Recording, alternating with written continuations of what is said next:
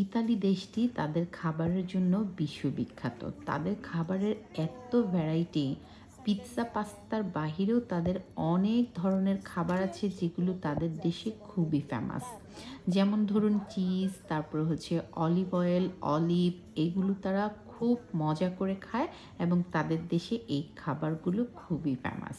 তো এখানে তারা খাবার ডিসপ্লে করে রেখেছে বিক্রির জন্য। তো এই যে দেখুন অলিভ, মানে এখানে বিভিন্ন জাতের অলিভ তেলের মধ্যে রেখেছে। আর এখানে কিছু ফিশ আইটেম যেগুলো তেলের মধ্যে সংরক্ষণ করা। এখানে রাইস, তারপরে এই যে দেখুন এখানে চিজ, ওই যে বললাম ইতালি চিজের জন্য খুব বিখ্যাত।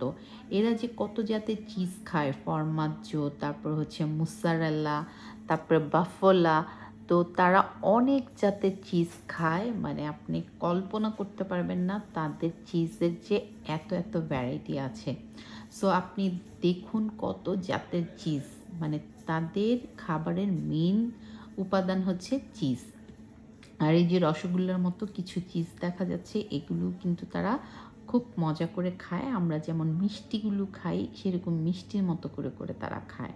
তো এই চিজগুলো দিয়ে তারা অনেক রকমের রেসিপি তৈরি করে। আর এছাড়াও এই চিজগুলো তারা এমনিতেই খায়, মানে এটার সাথে কোনো রুটি লাগে না, কিংবা রাইস লাগে না, কিংবা মেইন কোনো ডিশ দিয়েও তারা খায় না, তারা এমনিতেই চিজ খেতে খুবই পছন্দ করে।